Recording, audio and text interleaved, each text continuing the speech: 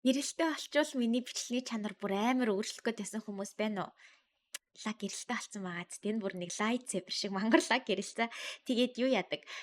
Би нэг 10 жил тахта нөгөө хитрхи цагаан болгож фильтртэй тамаргүй болтлоо. Фильтрдэг үе байсан шүү дээ. Ингээд зураг авахулдаг. Тэр өглөөгөө буцаад очсон юм сандаад ах юм. Тэгээ би энэ бэлтгэр цагаан хараадж байгаа бол би цагаан мөстэй би бүр амар борлцсон байгаа. Миний эндээс яг ингээд ориг өнгө харагдаж байгаа.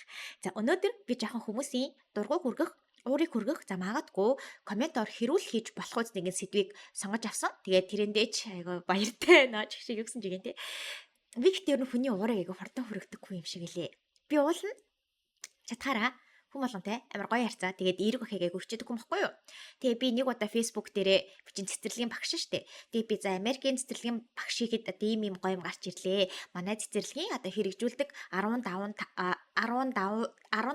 тал гэдэг тийм пост бичсэн баггүй юу? Тэгээ тэрэн дээрээ зүгээр л за тий Монголын нэг цэцэрлэгийн эрхлэгч хараад өөний ясаа хөрхийн ингээд өөр дээрээ тусгаж аваад ч юм уу нэг юм хэрэгжүүлчмээр нэг юм гоё юм Монголын сөрөг фэйсбүүкийн далайн дундаас гарч ирсэн сувч шиг амар гоё пост бичсэн баггүй юу амханда хэдэн лайк нэтлөө тэгсэн чин доор нэг хөхөн үнэн л агаасаа. Биш би бүр юу би одоо тэрийг худлаа хэлж новшоо их юм бэ? Би тэгэл зохиог бол те. За манай цэцэрлэг нэр ингэдэг л би худлаа ярьчих гэл. Би тэгээ зохиог бол бичээл явж ивэл гэжтэй бүр нэг завтай. Тэгээд зарим заяа бас миний рил доор шал худлаа гэдэг. Би бүр гайхаад би одоо худлаа яаж новшоо их юм бэ? Тэгээ би ингээм хамгийн гол нь чатгаар их сурвалжаад оруулдаг байхгүй юу? Тэгээ оруулахгүй байлаа ч гэсэн зүгээр Google дээр л миний ярьж байгаа юмыг англи болгоод Google дээр үзэхэд эхний 5 6 ингээ те баталгаатай их сурвалжид баталгааг нь гаргаад ирэх юмн дээр би одоо худлаа хэлж навшаа ихтэй те. Тэгэнгүүт шал худлаа. Юу гэсэн үг юм бэ? Тэгээд би одоо хамгийн гол нь худлаа хэлж яах юм те. Би одоо тэгээд хамгийн гол нь худлаа хэллийг надаа ямар ашаагаа би ойлгохгүй байгаа байхгүй. Би хэдэн лайк авлаа гэж яах юм. Тэгээд дээрээс нь уул нь би ингээд инстаграмын юу гэдэг лээ нэг юм мөнгө олдог юмд нь бүтгүүлсэн баггүй юу. Тэгээ би яг эхний хэдэн сар $5 болоод алж ийсэн. Сүүлдээ миний бүр зур олох мөнгө багасаад би сүүлийн 2 сар $3 болсон дээ. Би тэгээл нэг 5 4 $3 төлөө хүн амьтанд худлаа илээл явж байгаа ч хайшээ. Нэг юм тэнэг комент бичдэг нэгтэн үнэхээр бэлмээр байна. Тэр ч яг за яг үндсэн сэдв рүү орё. За үндсэн сэдв болонгод MBTI гэдэг нь штэ. Нөгөө хүнийг 16 төрөл хуваачдаг. За би тэрийг одоо муулах ч байна. За муулах нь цаашаа би ингэж боддог аахгүй юу? Хүн одоо зурхаага нөгөө баян хүн лаага иднүү, луунга иднүү гэдэг шиг одоо миний хувьд бата цэцгээ хоёр маргаашийнхаа зурхааг уншаад за маргааш намайг зурхаан дээр одоо юу гэдэг чинь те болгоомжтой яваарэ гэж байна. За би болгоомжтой явчих та гэдэг ч юм уу нэг юм гимгүүхэн шиг байвала. Нэг бол зүгээр Facebook ухаж хагаад хилэнцгийн ордынхан тэгдэг гэж таахаа би хилэнцгийн орд гэл ингээд өнгөрч байгаа л миний үед бүр ямар ч асуудал байхгүй заяа. Бүр ямар ч асуудал байхгүй. Тэгээ тийм болохоор би ерөөсөө хүмүүс намайг нөгөө шинжлэх ухаан сонирхдаг болохоор MBTI-г юу гэж боддог вэ? Зурхааг юу гэж боддог вэ? Зурхаагийн талаар одоо юу гэдэг лээ? Рил хийж өгөөч гэсэн юм надад амар хэрдэг байхгүй юу? Тэгээ би тэгээд хүний сонирхлыг заавал зурхаа аваа шинжлэх ухаанаар батлагдаагүй зүйл мүл гэд ярихгүйгээр за тэгээл хүн дуртай юмаа хийгээд хүн амьтанд гай болохгүй л болоо гэж би бодоо явдаг байхгүй юу? Тэгэнгүүт яг зурхаатай адилханаар MBTI дээр яг нэг юм одоо гай болох нь чаашаа нэг юм одоо сул гэх юм уу сул гурван тал хагаад байгаа байхгүй би тэгээ тэр гурван сул талын талаар ямар тэнэг гурван сул талын талаар ярих чинь талын талаар за тэгээ би хамгийн анх MBTI тест яаж үүсэн талаар ярьж өгье заяа. За яасан гэхэлэр 1921 онд Швейцарт нэг хүн ерөөсөө хүнийг анзаараад ясан чинь хүмүүс одоо экстраверт, интроверт буюу тийм татгшаага болон гадагшаа гэж хоёр хуваагдсан байна гэдгийг нэг сэтгэл зүйч анзаардаг байхгүй юу? Тэр сэтгэл зүйч нь тэмээх хэлээр Карл Юнг заяа. Бидний сайн мэдих Карл Юнг. Тэгээд тэр хүн бодоод за ер нь хүнийг яг сэтгэл зүйн байдлаар нь одоо татгшаага нэг бол нээлттэй гэдэг талаар нь хоёр хувааж болох юм байна. Тэгээд дээрэс нь нөгөө judging болон perceiving буюу одоо альва эргэн тойрноо одоо ертөнцийг хэрхэн хүлээж авч байгаа байдлаар нь дахиад хувааж болох юм байна гэдгийг санаах гаргасан байхгүй юу?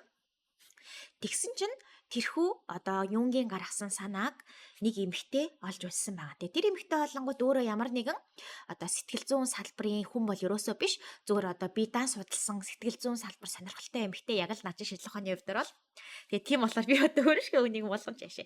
За тэгээд тэр хүн тэрийг харчаад хүүе нэрээ ямар гоё юм бэ? Нэрээ яг тэгэж болох юм байна штэ гэж бодсон байгаа заяа. Тэгээ тэр хүн хэн байсан бэ гэхээр Catherine Briggs гэдэг эмэгтэй. Тэгээд тэр эмэгтэй болонгууд ерөнхийдөө бид энэ Карл Юнгийн тэр анх гаргаж ирсэн санааг ашиглаж байгаад өөрийгөө болоод өрөөлийг танихад туслах нэг тийм тест зохион бүтээж болох юм байна штэ гэж батсан байгаа. Тэр бол 1921 оноос үйл явдал штэ да. Тэгээд тэр эмэгтэй охинтой болж байгаа. Тэр охиныг нь олонгод Изабель гэдэг заяа. За тэгэхээр би одоо Кати Изабель гэд хоёр нэрээр авчия. За Кати Изабель хоёр дэлхийн 2 дугаар дайны дараагаар буюу тэр анх тест гарсны дараагаас нэг 40 орчим юм уу жилийн дараагаар за ерөнхийдөө хүмүүсийг ажлын байран дээр гарахад нь бэлдэх тест гаргая гэж шийдсэн байгаа. Тэгээ яагаад вэ гэхээр тухайн үед яг нөгөө дайны дараа нийгэмчин эдэн засагч нь буцаагаад цэцэглэж эхлэн штэ тэр дайныхаа дараанаас эхлээд тэгээ тэр үед олонгоо зөндөө олон хүмүүс ажлын байран дээр ямар ч бэлтгэлгүй гараад тэгээ дээрээс нь нөгөө залуу хүмүүс яг хаана юу ихэ мэдэхгүй нэг юм ажлын байран дээрээ төөрөх тохиолдол төөрхөн цаашаа нэг юм хаана юу ихэ мэдгүй ер нь аль тийм бэлтгэлгүй зовох тохиолдол их байсан болохоор тэрэндээ туслах зорилгоор тест зохиоё гэж шийдсэн байгаа. Ээж хоёр хамтарч агаад Карл Юнгийн хамгийн анх гаргасан хоёр үсэг байгаад AI тэгээ дээрээс нь perceiving judging гэд тэрэн дээр нэмээд 2 үсэг нэмээд ерөнхийдөө одооний бидний ашигладаг 16 үсэгнээс тогтдог бишээш 16 төрлөөс тогтдог 4 үсгнээс бүрддэг MBTI тест анх гарсан байгаа. Тэгээд MB гэхээр нөгөө нэг анхных нь нэрний үсгнийх нь эхний үсэг гэсэн. Энэ хоёр олонгод хамгийн анх өөрсөн дээрээ болон эргэн тойрныхоо гэр бүл найз нөхдөд санал болохоор тэгээ дан ганц нөгөө сэтгэл зүйчэд ашигладаг биш энгийн бие хүртэл ашиглаж болохоор тийм энгийн асуумжтай тийм энгийн сонжоошоо зүйлийг бэлдээд тэгээ ерөнхийдөө бол өөртөө болон өрөөлийг ойлгоход туслах гэдэг зорилгоор энэхүү тестийг хамгийн анх гаргасан байгаа. Тэгээд 62 онд яг хамгийн анхны яг бүр албан ёсны гэх юм уу MBTI яг нэг юм үндсэн асуултаа тест нь гараад тэгээ яг хизээ хамгийн анхны тест олон танигдаад олонний хүүхдэд басан бэ гэхлээр 1970-аас эхлээд 1970-аад болон 80-аад оны дундуур нөгөө нэг ажил олгогч гэх юм уу нэг юм ажил зуучилдаг газрууд байдаг шүү дээ. Тэр зуучилдаг газрууд нөгөө нэг хүний ажилд хэр нийтдээ эсхийг нь шалгахын тулд ашиглаж эхэлснээр олонний хүртэл болж эхэлсэн байгаа. Хамгийн анх бол ээж охин хоёр энэхүү тестийг нөгөө өмнө хэлсэн шиг өөрийгөө ойлгох, өрөөлийг ойлгохаа. Тэгээ дээрэс нь ажил хэргийн хувьд, ажил төрлийн хувьд өөртөө тохирсон ажлыг олох тийм талаас нь эсвэл нөгөө нэг харилцаандаа ашиглах журмаар өрөөлийг ойлгох гэдэг утгаараа ашиглаасай гэдээ уулна зохиосон байгаа. Заяа. Гэхдээ хүмүүс энийг нь буруугаар хүлээгээд авсан талаар би ярих гэж байгаа. Хамгийн эхний сул тал нь юу вэ гэхлээр энэ тестний ч буруу биш, тест бүгэлж байгаа таны ч буруу биш, тест зохиосон хүний ч буруу биш, тестийг ашиглаж байгаа хүмүүсийн буруу талаас нь би ярих гэж байгаа болохоор та MBTI итгэдэг байна уу, итгэдэггүй байна уу, бүгэлж үзсэн байна уу, таарсан байна уу хамаагүй би зүгээр юм бодтой жишээ ярих гэж байгаа шүү. Тэгэхээр та энэ дээр надад санал зөрөлдөж болно. Гэтэ би таныг муулаагүй, тестийг буруугаар ашигласан хүмүүсийг муулгаж байгаа шүү заяа. За яасан бэ гэхлээр 1970-аад оноос эхлээд карьерийн зөвлөгөөний газар ч юм уу ажил зуучилдаг газрууд ашиглаж эхэлснээрээ яасан бэ гэхлээр хүмүүсийг буруу ажилд авч эхэлсэн гэх юм уу хитрхи ганц тестэн дээр төвлөрөөд тэгээ авч эхэлсэн. Өөрөөр хэлбэл юу гэдэг чинь INTP хүмүүс INTJ хүмүүстэй амар гоё цогцож ажилдаг гэж бодоод үзчихээ л та. Тэгэнгүүт за манай менежер INTP юм чинь ажилд INTJ хүмүүсийг л авчий гэдэг ч юм уу. Нэг ажлын байран дээр яг тохирсон хүмүүсийг авах гад тэгээд нэг юм ажлыг хүний нөөц дээр маш их алдаа гаргаж эхэлсэн гэсэн үг. Өөрөөр хэлбэл тухайн хүний туршлага байд юм уу те зан чанар байд юм уу яг тухайн мэрэгжилд хамааралтай ямар нэгэн зүйлийг үнэлж эхлэхгүйгээр эсэргээрээ дан ганц хүний тэр зан төлөвийн чанар дээр нь зан чанарын төлөв дээр нь төвлөрөөд тэгэж хүнийг ажил авдаг болсон. Тэгээ энэ яг Монголтой бол нэг хамааралгүй Монголд юм болоогүй ч гэсэн ерөнхийдөө одоо хүртэл альва ажилд аплай хийхэд тухайн хүнээс MBTI чи юу гэж асуудаг газрууд байдаг. Тэгээ дээрэс нь ялангуяа яг тэр 80 90-ад онд бол энэ бүр маш хүчтэй хэрэгжижсэн. Тэгээ энэс гадна нөгөө нэг баг бүрдүүлэлтээр тэгээ карьер хөгжүүлэлтээр ч юм уу тиймэр төмийг маш хардаг. Тэгээд нөгөө нэг тэр таны MBTI чинь тухайн ажил таарахгүй бол авдаггүй ч юм уу тийм байсан. Тэгээ ингээ бодонгуудгүй нэрэл юу гэдэг чинь те амар нээлттэй компанид нээлттэй хүн авах нь зөв штэ гэж бодож байгаа бол тэр тестийг бид яаж юу гэмэрчи хэрвээ би амар хурдан темптэй те амар олон хүнтэй харьцдаг компанид ажилд орох гэж байгаа бол би өөрийнхөө тестийг тэр компанид зориулаад худлаа өгч болох байхгүй юу? Асуумж нэрийн жишээ нь та олон хүнтэй харьцах дуртай гингүүт нөө амар дуртай штэ гэж худлаа бөглөхөд л миний хариу I буюу интровертоос экстраверт руу явах магадлал амар их байгаа даа байхгүй. Тэгээд тэрнээс болоод буруу тестний санаа гаргахаа тэгээ буруу хүмүүсийг ажилд авах гэх юм уу. Тийм эхний том асуудал гарч эхэлсэн. Яг нөгөө Карл Юнг анхны тэр нөгөө дөрвөн өөр төрлийн тэр зан чанарыг гаргаж ирэхдээ яг клиникийн судалгааны зарчмаар өөрөө судалж байгаа гаргаж ирсэн байтал тэрийг хөгжүүлээд одоо ямар нэгэн тийм батлагдсан баталгаа байхгүйгээр одоо нэмэл эргэн тойрныхаа хүмүүсийг ажиглалтан дээр үндэслээд гаргасан болохоор шинжлэх ухаанаар батлагдаагүйгээд яг одоо жинхэнэ сэтгэл зүйчтэн гэх юм уу маш дургүй байдаг. Тэгээ бүр 1970 оноос эхлээл ер нь тест чинь жоохон тийм барьцгүй байна гэдгийг хэлжсээр байсан ч гэсэн хүний нөөцүүдийн хувьд энэ тест маш одоо үр дүнтэй бишээ маш түгээмэл хэвээрэл ягаад гэсэн. Үүн дээр хийсэн судалгаа хүртэл байдаг. 2008 онд хийсэн нэг судалгаагаар бол яг ингээд IMBTI дээр тулгуурлаж ажилд авсан хүмүүс үнэхээр тэр одоо ажлыг алаад одоо энгийн аргаар ажилд авсан газар болон одоо IMBTI дээр төвлөрч ажил авсан хүмүүс хоёрын хооронд ялгаа байна уу гэхээр ерөөсөө баг ялгаа байгаагүй. Тэгэхээр ерөөхдөө бол яг энийг судалгаагаар батлагдсан зүйл байхгүй байтал альва хүнийг шалгах эхний шалгуур болж байгаа нь маш буруу байсан. За тэгээд дараагийн нэг зүйл нь болохоор яг тэрнтэй холбоотой бас нэг жижигхэн одоо зүйл нь холонгууд нөгөө нэг мэрэгжил сонгоход ашигладаг гэсэн шүү дээ. Тэгээ яалтчгүй би ойлгоод байгаа хгүй. Би удаа хүртэл өөрийнхөө мэрэгжлийг яг би мэрэгчлээ л дээ зүгээр яг нөгөө нэг юу хийвэл зүгүүрээ гэсэн эргэлзээ одоо хүртэл надад байдаг. Тэрийг бол би ойлгож чинь тэгээ ялангуяа манай Монголд 10 жилийн системд нөгөө нэг мэрэгжил сонголтын хичээл гэж байдгүй шүү дээ. Угаасаа хассан шүү дээ. Тэгээ тийм юм байдаггүй. Тэгээ ганц байсан сэдвийг нь тэр юуных нь хичээлээс хассан тийм газар. Тэгээ дээрээс нь нөгөө нэг ийм одоо мэрэгжил сонголтыг бүр нэг багаас нь том болоо юу болох юм гэдэг ч юм уу те тэгэж асуудаг одоо газарт бол ялангуяа өсвөр насны хүүхдүүдэд төлөвчөж амжааг байгаа тархинд ол зөндөө олон тийм дарамт ирж байгаа. Явал нэг юм тогтсон мэрэгжлээ сонгох гэдэг тийм дарамт. Тэгээ тэр дарамтаа нас гарахын тулд одоо өсвөр насны хүүхэд хаанаас юу ихээ мэдэхгүй ямар мэрэгчлээ болохоо мэдэхгүй. Тэгээ тийм болохоор IMBTI ч юм уу тийм тестэн дээр төвлөрч агаад өөрийгөө мэрэгжил сонгож болно. Тэгээд үнэхээр тэр нь таараа тохироод нэрэл чи дотгошоогоо хүн юм чинь код бичдэг байвал зүгээр ч юм уу те. Логик сайтай юм чи юу гэдэг чинь статистик чинь бол гэвэл тэгэл нөгөө нь болоод сайхан амьдарч байвал болж штэ. Тэгэл болоо. Гэхдээ яг энэ дээр бол шинжлэх ухаанаар батлагдсан ямар нэгэн судалгаа бол байдаггүй. Өөрөөр хэлбэл үнэхээр INTP хүмүүс одоо юу гэдэг чинь те эдийн засгаар явах юм бол талнаа гэсэн ямар нэгэн тийм тогтсон судалгаа бол бүр мета анализ буюу маш олон мянган хүн дээр хийсэн судалгаан дээр хадвал ерөөсөө байдаггүй. Тэгээд яг хөө энэ зүгээр ямар нэгэн хүнийг чиглүүлэх болж болно. Зүгээр тэгэж өөрийгөө бити хязгаарлаарэ гэдэг утгаар нь хэлж байгаа шүү. Тэгээд дахиад хэлье. IMBTI тестийг нь муулаагүй. Тестийг буруугаар ашиглаж байгаа хүмүүсийг муулж байгаа. Та буруугаар ашиглаж байгаа хүмүүсийг нэг биш шүү. Таныг муулаагүй шүү.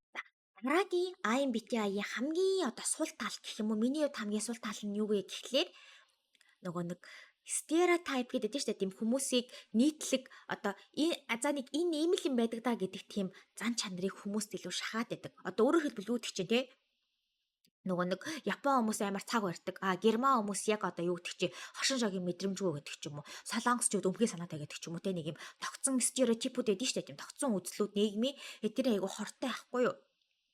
Ягаад тэгэхээр хүний тарих гэдэг чинь бол тийм амар гоё ухамсар чадвар одоо ухамсар шийдвэр гаргах зориултаар ингээд хөгцсөн хэдэн 10 мянган жилийн турш ингээд тарих хувьслын онолоор хөгжөөд бид одоо маш оюун ухаанд хүмүүс гэдэг шинжлэх ухааны цолыг нэр томыг агуулаа явж байгаа амьтад бэжэж нэг юм өөжи хилэнцгийн орд юм чинь тийм л ээж таараш материйн ордынхаа яг тэгдэг гэд нэг юм стереотипэнд айгу автуулах магадлалтай.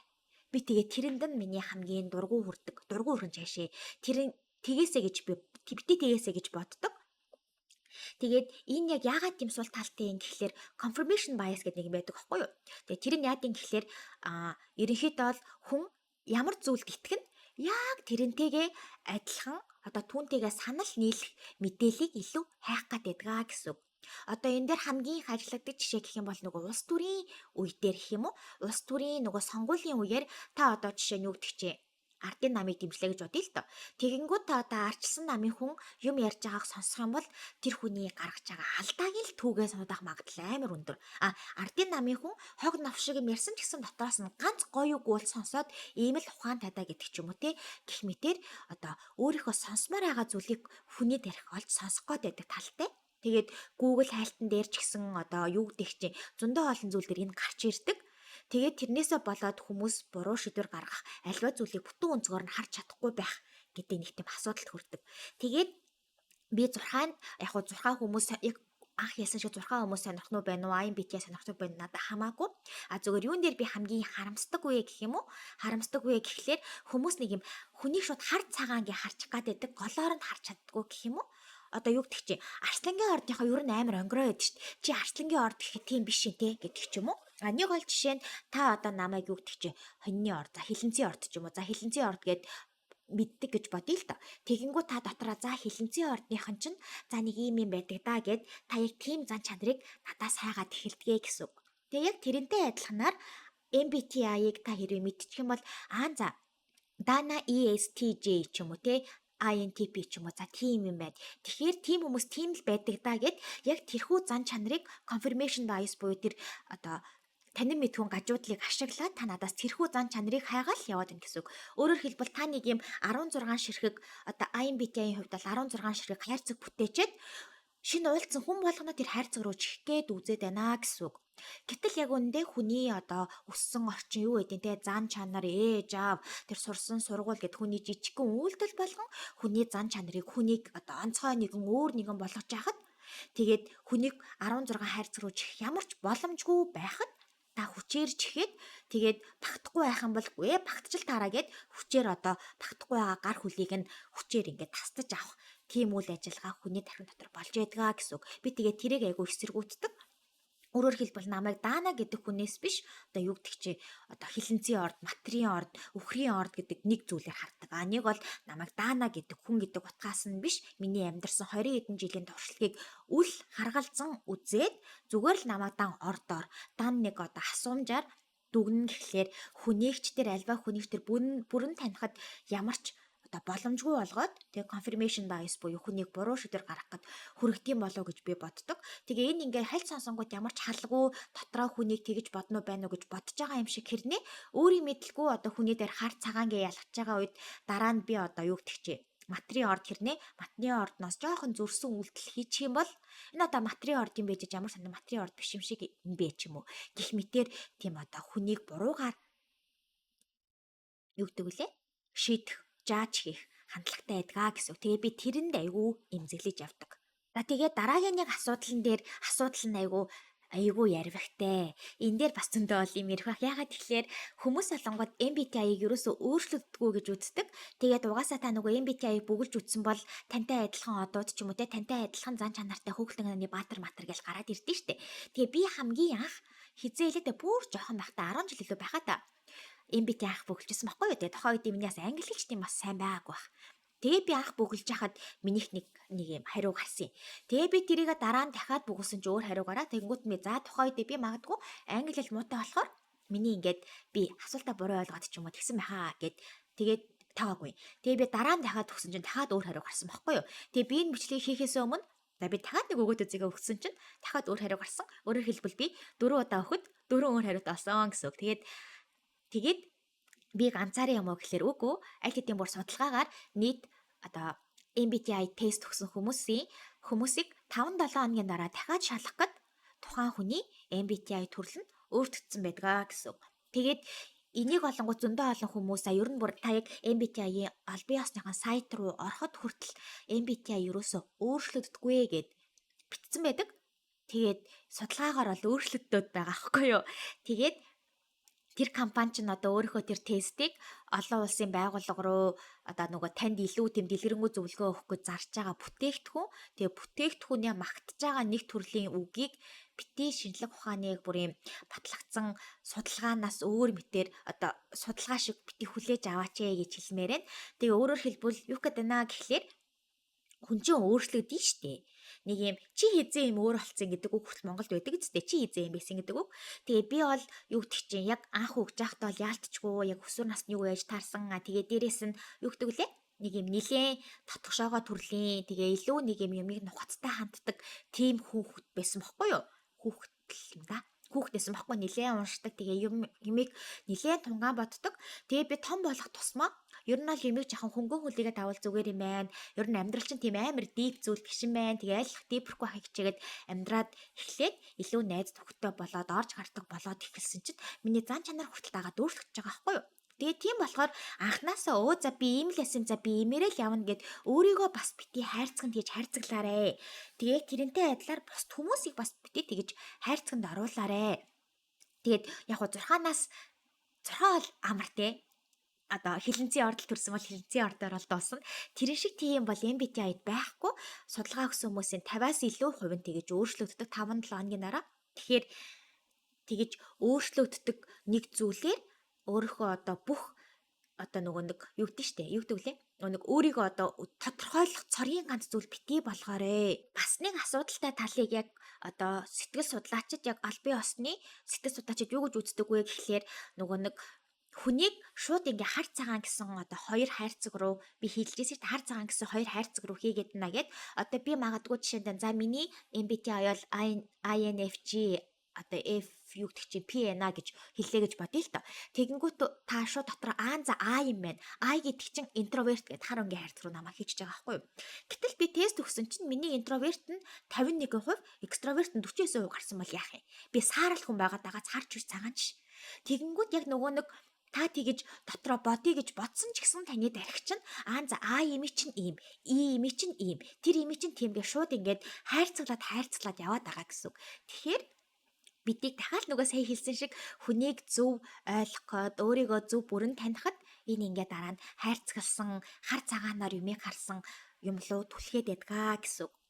Тэгэхээр аль болох юмыг бүгдээрээ саарлаар буюу аль талаас нь хардаг тийм олон өнцгөөс хардаг зөв шийдвэр гаргадаг болохын төлөө болмоор байгаа бол MBTI-г бол үзэж болно, өөрийгөө турш үзэж болно, хүнийг ойлгохын төлөө үзэж болно. Зүгээр тэрэн дээр 100% тулгуурлаад тухайн нэг хүнийг болон өөрийгөө бити дүгнээчээ те бас ганц тестэн дээр тулгуурлаад өөрийнхөө мэрэгчлийг насаараа тодорхойлох ч юм уу нэгэн зүйлээ бити сонгооч гэдэг үүдээс энэ бичлэг хийж байгаа шүү. Тэрнээс ш MBTI бол новш худлаа юу гэдэг чинь те энэ бол өстой новшийн зүйл яг л 6 шиг гэдгийж би бол ерөөсөө хэлээгүй зүгээр л тэгэж бити хүнийг тодорхойлоорой. Тэгээ ерөөхдөө бол та ганц тестнээс илүү маш одоо олон зүйлийн цуглуулга болсон цомирлог хүн шүү. Нөгөө нэг сүм байдэн штэ одоо Христийн гой сүмүүд нэх гой олон өнгийн шилийг ингээд наацсан нэг юм одоо мозаик цонхтой байдэн штэ.